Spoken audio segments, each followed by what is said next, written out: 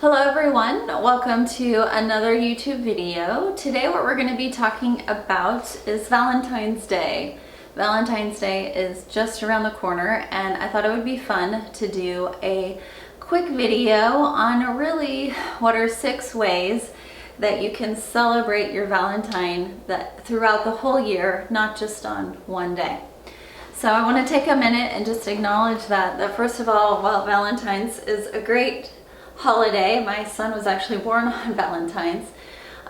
It's also a holiday that could be filled with a lot of unrealistic expectations, and we put everything in one day. We put all of our expectations into one day. And in my other videos, I talk about how expectations can often lead to resentment.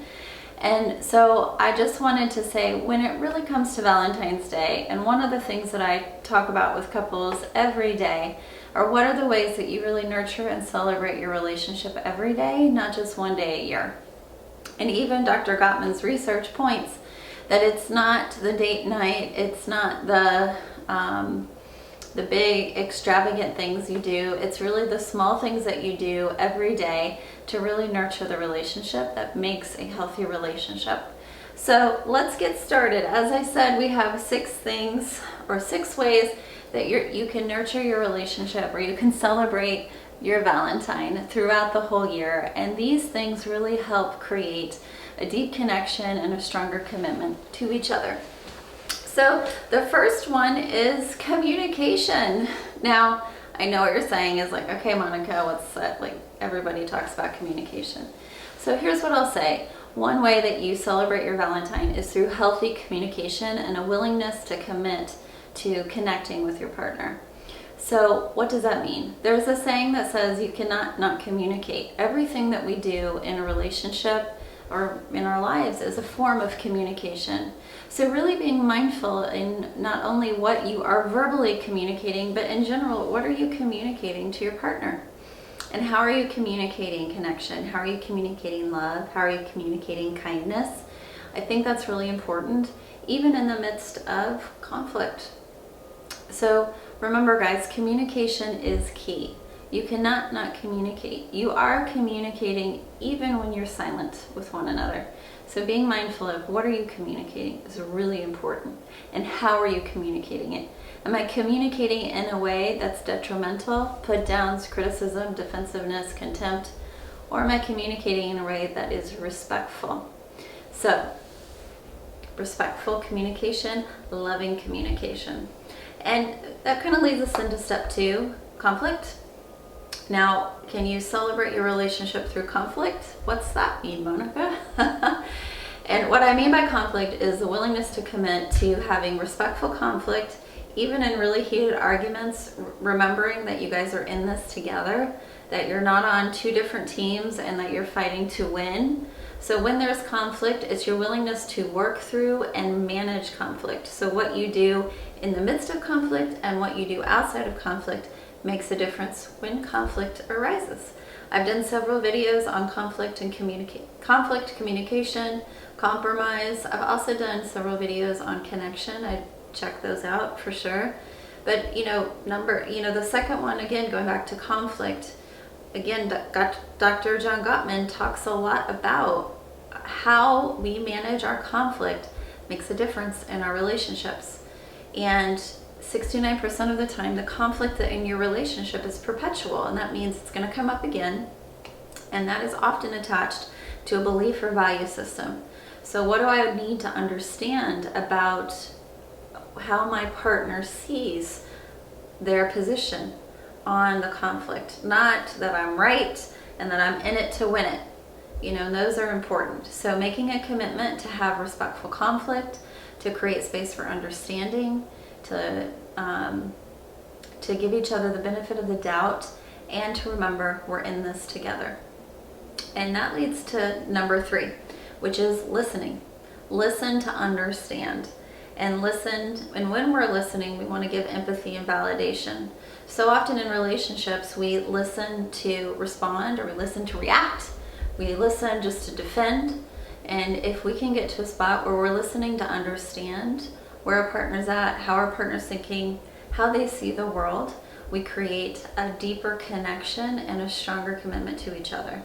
So every day we listen to understand one another, especially in the midst of conflict, as I was just saying.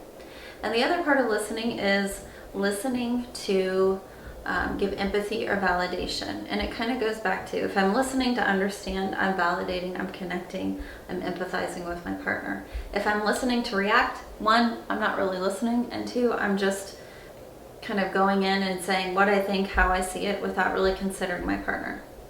And Dr. Gottman goes and says, we can give empathy and validate with our partner. It doesn't mean that we agree with them or that they're right. It means as we're talking, as we're sharing, we're in it together. Like, we're present with each other.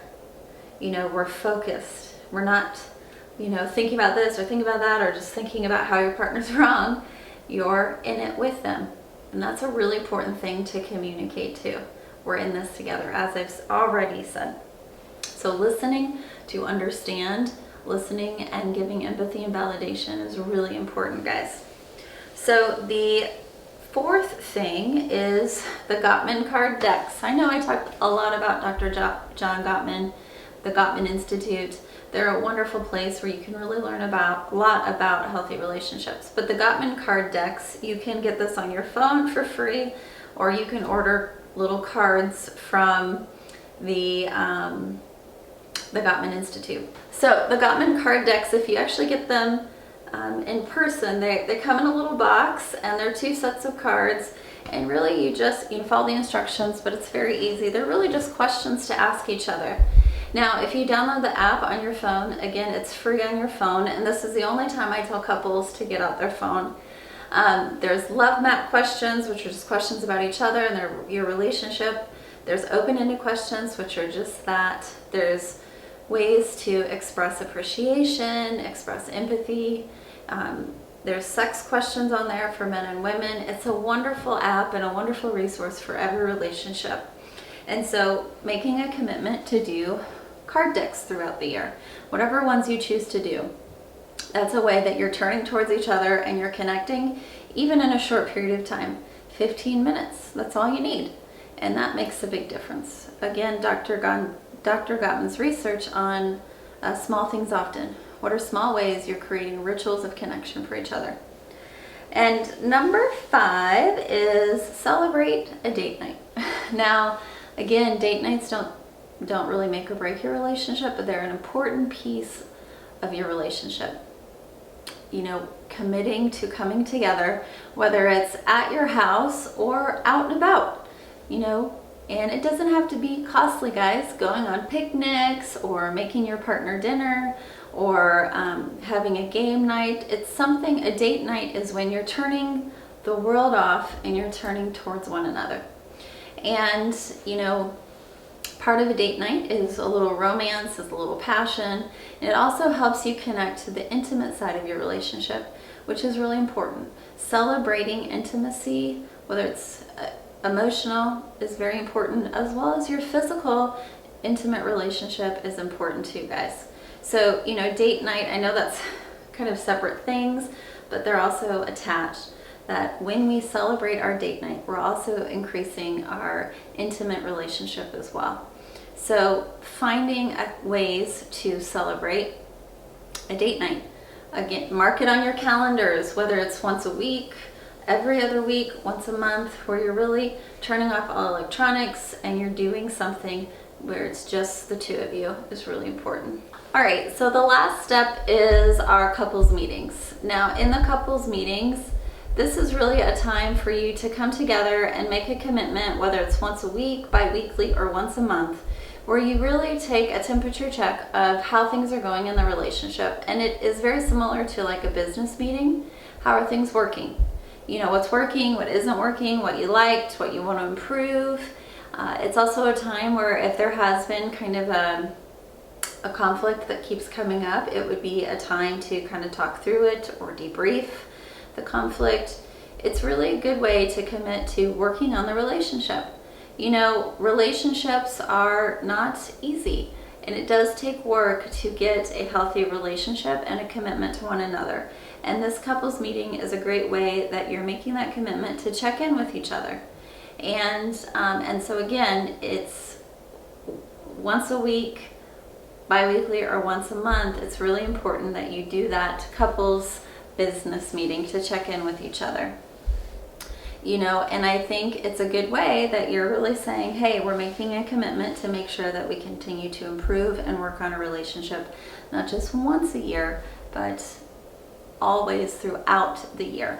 So the 6 tips are communication, making that commitment to manage your conflict, which is really important. Listen to understand and give empathy or validate.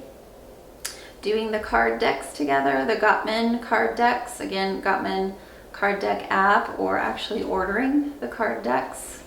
Also, finding ways to celebrate your relationship through date nights is really important, and it can be at home or it can be out and about. And then the last one is creating a couples meeting. All right, guys, well, I hope you have a special Valentine, but most importantly, I hope you find ways to celebrate your Valentine, celebrate each other, and celebrate your relationship throughout the whole year. Have a great day. Don't forget to like and subscribe to my channel for weekly updates all about relationships and mental health. Take care.